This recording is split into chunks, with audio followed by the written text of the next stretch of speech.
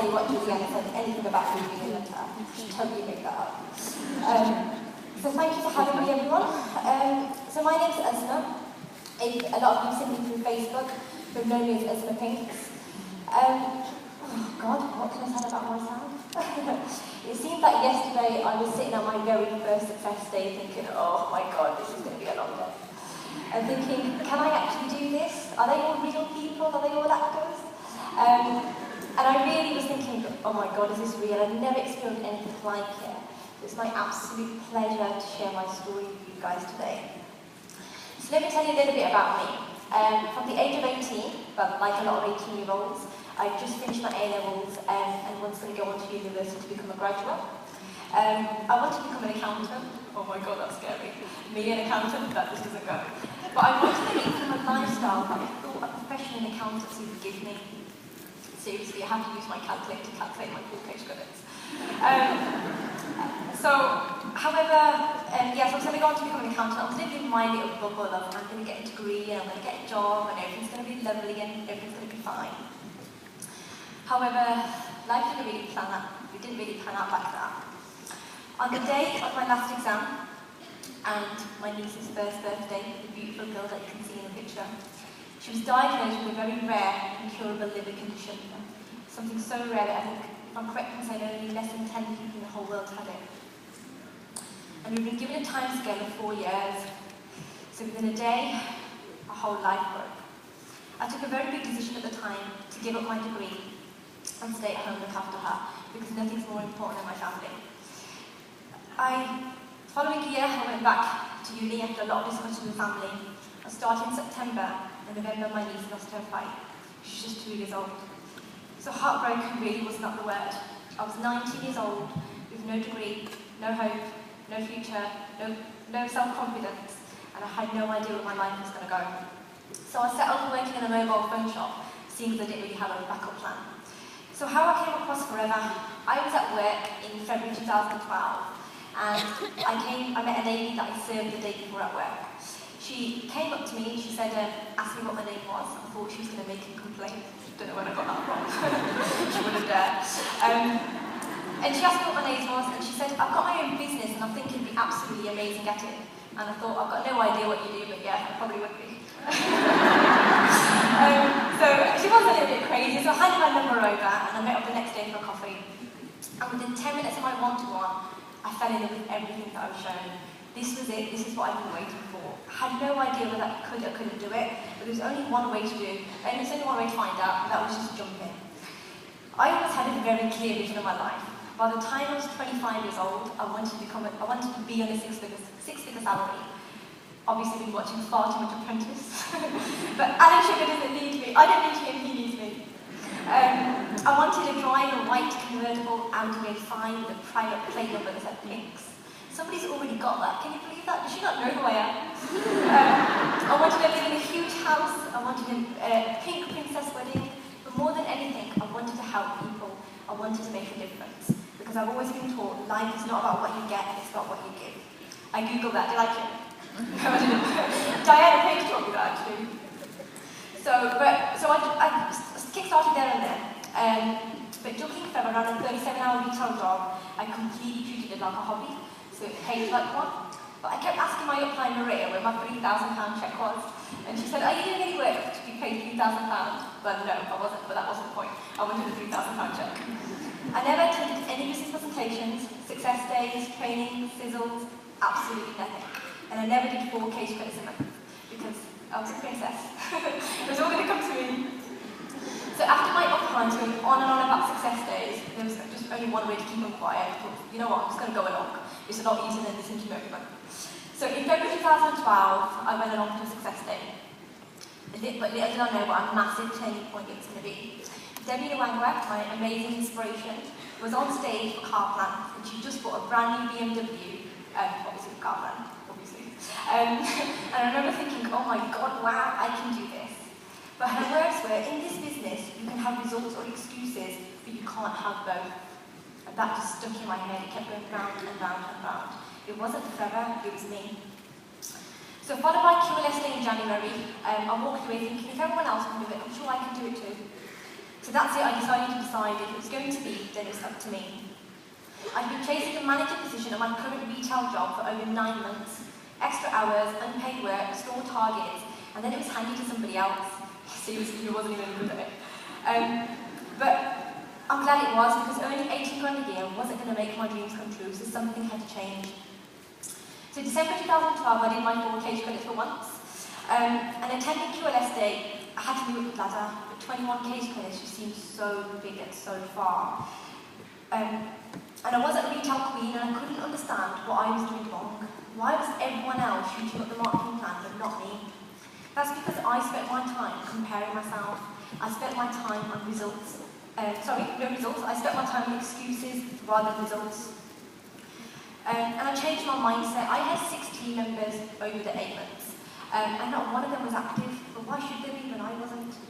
So I changed my mindset. I recruited 5 people that I retailed, and I went supervisor. But then I thought I was at the next Jane Beach and I was going to be a millionaire now and everything was going to happen, which obviously didn't. So anyone who's got supervisor today, this is where the magic begins, don't stop. So in February last year, I completely stopped my activity because I thought I was just going to roll on to manager now. And momentum dropped. And because of that, in March, I came so close to losing my fellow business. Till this day, it scares the life out of me. My actual sponsor moved to another networking company and tried to take me with her. The grass seemed very, very green on the side. So I filled my application form out, ready to join.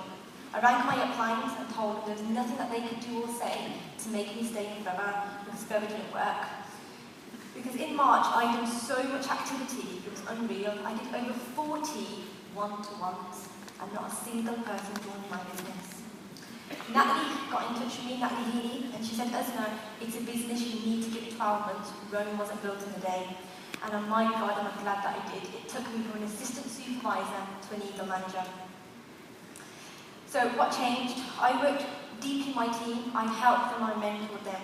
I attended every single success day, I've never missed one. Every business presentation, every training, anything that I could get my hands on, I was there. I set a goal of being a manager while I was 21. So 25th of June 2013, I had to become a manager. The following month, from 1 month of nearly leaving forever, we did 63 case credits the following month, 115 the next. I went manager as well as a frontline manager. I did this all around, and I'll tell you why that was, because I was consistent with my activity, I never stopped. I did this all around a job, which many times I could have used as an excuse, but I never did. But more than anything, I changed. Forever's never going to change. The product's only going to get better. The marketing plan, all the support is only going to grow.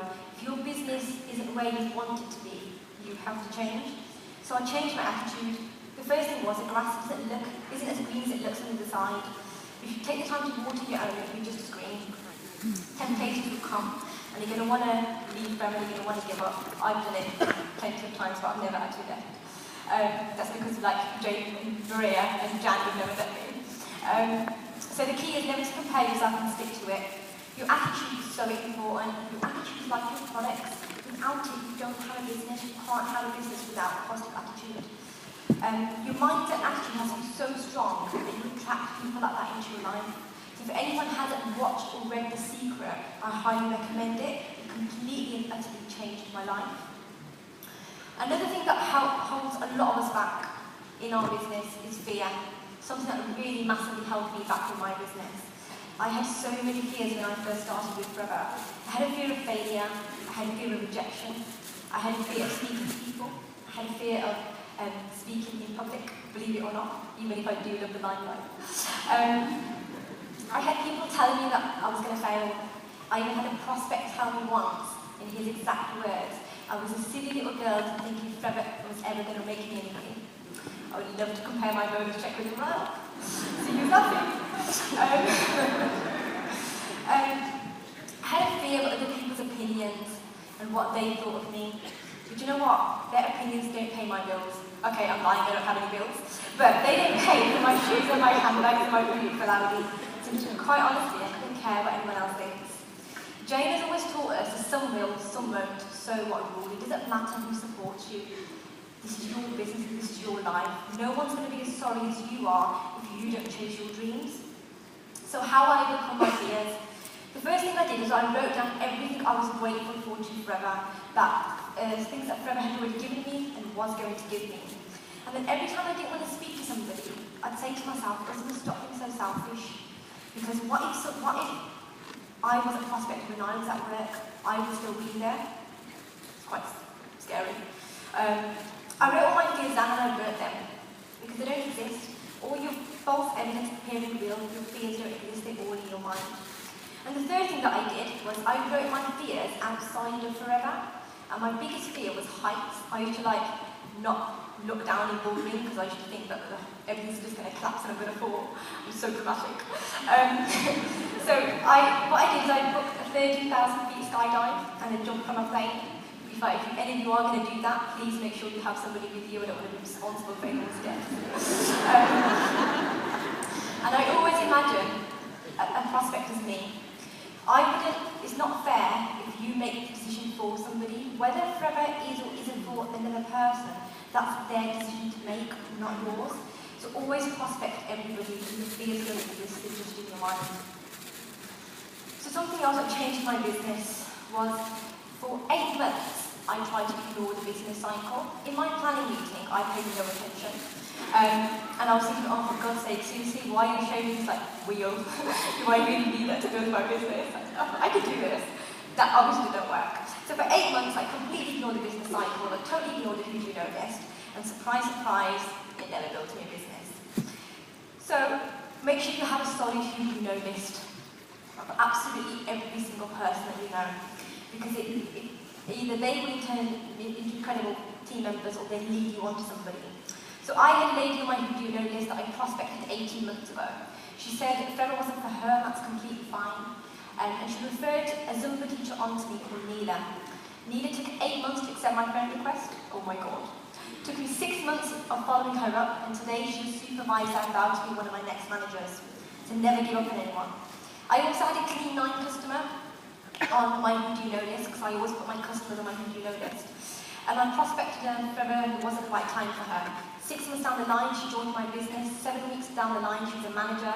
3 months down the line, she was earning over £3,000, achieved level 1 car plan and 100 club. So you never ever give up on people.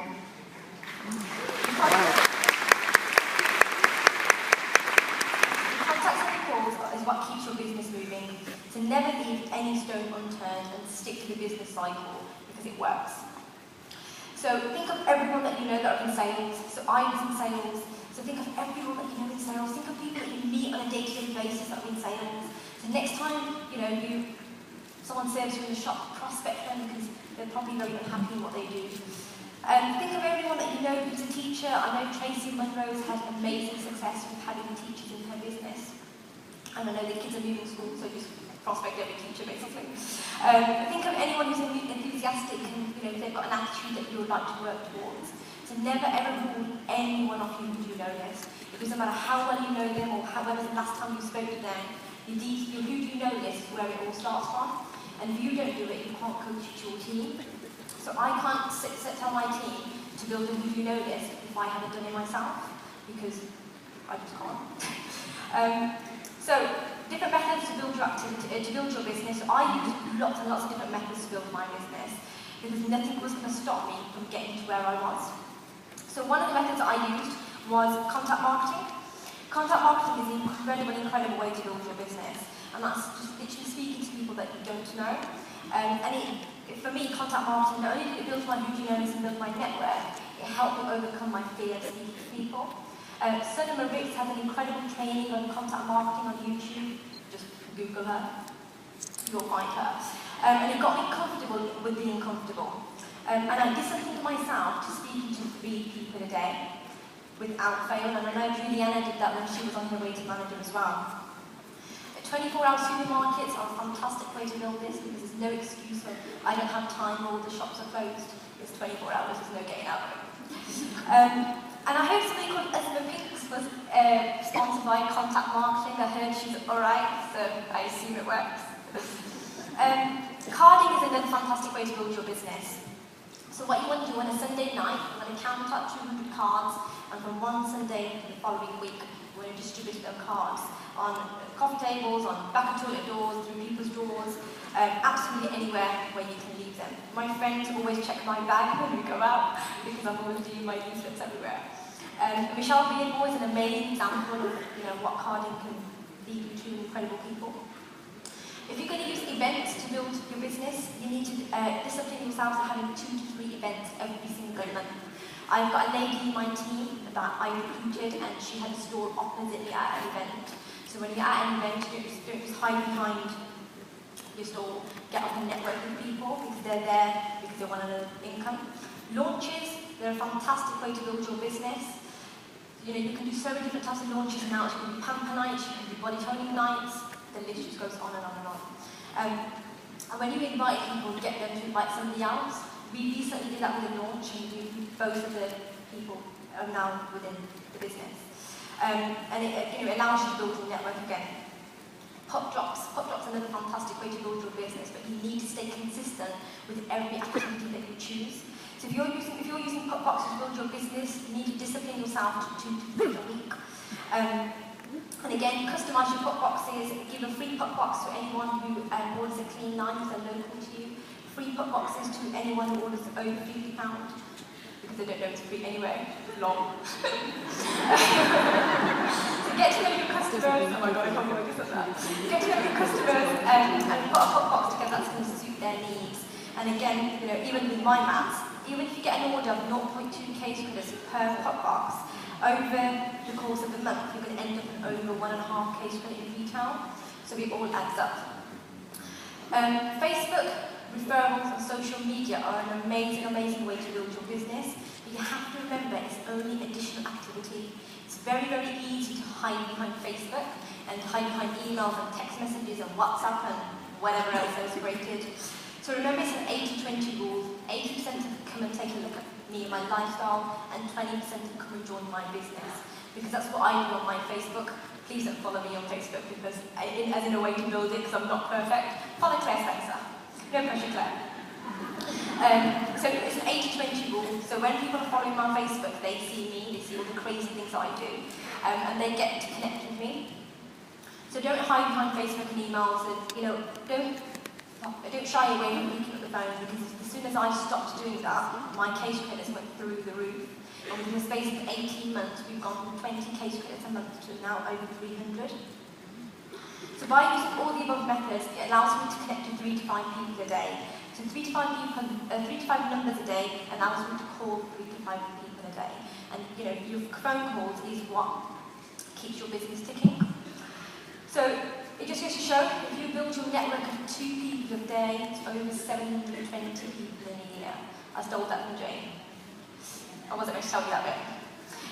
If you're going to be networking with 5 people a day, just look at, can you really afford to not literally throw so many people away, but to take a massive chunk of your business away just by networking? But whatever activity you pick, you have to stay consistent with it. You might network, you might contact people, shop 3 people in a day, and all 3 of them might say no. But the way I always look at it is, if I've got 5 people sitting in a room, and my first 4 one-to-one say no, why should the 5th person be affected because of the other 4 people? Because every person you're going to meet is going to have a different life and different commitments. So don't let them pay the price for somebody else. So what to aim for? So I always aim for 5 numbers a day. I aim for a minimum of 5 one-to-ones a week. And that's what I coach down to my team. I aim for a guest at every business presentation, and so not at my local one, I'll get them to one wherever that's local to them. And I always commit to 2 team members a month. I personally always sponsor 5 because I can't teach my team to if I'm doing 2, so I always need to be raising the bar for myself. And that's what I coach down to my team to aim for as well, because it makes it a lot easier if you have a number to aim for. So retailing, you are your own best customer. You are your own shop. So you have to walk around your house and look at everything else that you're using and if it's through forever, because that's what I did. Everything that I use is through forever. Your products are built on your personal recommendations. If you're not trying them, you can't recommend them on. But when building your retail base, Please stay ethical. We're so blessed to work under such an amazing ethical business. We need to stay ethical in terms of our pricing. So always stick to the retail recommended price. Our products have so many uses rather than just the one. So we want to be coaching that down to customers and make sure that they know exactly what they're paying for. My dad's always taught me you'd rather earn £100 the right way than £1,000 the wrong way. Then I get him to pay me the other £900. Commitments. You need to be committed to your business. So I committed, just the way Natalie asked me and told me to, work my business full-time for 12 months. So when I say full-time, 7 months of that was around a full-time job. But if I was putting 10 hours a week into my business, I was putting 20 hours worth of work in. Because you need to know what you're going to be doing in 10 hours. I commit to coming to every single success day because I can't expect my team to do it if I'm not doing it. I'm at every single business presentation. I committed to becoming a student because you are your business. If you stop growing, your business is going to stop growing. You need to be consistent. So there's people that do it a lot faster than me, whenever you are in your business, it's only going to happen if you stay consistent. Julianne is an amazing example. She's built an incredible business over 2 years because she's been consistent with everything that she did. And I was committed to showing my team, not telling my team, because I can't expect my team to be 4cc active if I'm not, because people follow what you do, not what you show them. Other way around, you know what I mean. Responsibility, you need to be a responsible leader. For 8 months of my business, I spent blaming absolutely everything, from the weather to my team. It just wasn't me. So never ever blame anyone for your lack of results. If you can't change the team, then change the team. If that doesn't make sense, then blame Jane, because I copied that from Jane. Actually, no, don't blame Jane. So you always need to turn every negative situation into a positive. So about 2-3 months ago, I presented at Holland Success Day. And I tried to board my flight without a passport. So to be honest with you, I found it absolutely hilarious. And I just thought, I've got 2 hours to prospect now. So whatever the situation is, always turn it into a positive. I left my passport at home. I have no idea how I did that. And remember, if it's going to be that it's up to me, this is your business, not your team's, not your next door neighbours, not your clients, it's your business. And wherever you want to go, that's your journey. So never compare yourself and never remember it's your journey where you're going to go. And never be sorry for the results of the work that you never did. So for 8 months, I moaned about where my business and how it wasn't building. That's because I wasn't growing and I wasn't taking it where it should be, and I wasn't doing the activity. So you need to stay consistent because your business is like a snowball. The more you snowball roll, the bigger your business is going to get. You need to have solid goals. So I took goal setting very seriously. About 18 months ago, and it completely changed my business. And what's incredible is over the 3-year goals that I set, have all been ticked off within 18 months. And they weren't vague goals, they were, every single thing was detailed. You need to be committed because this business is built on commitment. And if you're not, it's only going to be affecting you and nobody else. You need to be a responsible leader. You need to be passionate about what you do. So when you're talking to people, your passion is shown through your voice. You need to be focused and determined. Because again, it's your journey. So, I always teach my team to build, 12 months of activity in their business to set their foundation, and then work forever on a 3 to 5 year plan to completely change your life. You need to be ethical. Always be ethical because we are an ethical company. And you need to do the activity. So, we've gone through a few things there of what you should be aiming for. That's down to you to do. So, I ask my team every single day what they're doing because they're independent distributors. If they don't do it, it's affecting their business. So I hope that's helped you today. Thank you for having me, and I hope it just goes to show to you, wherever you are today, it really doesn't matter. Wherever you want to go in the next 12 months, you can do. Just so focused, go believe that you can do it. Just go for it. Thank you.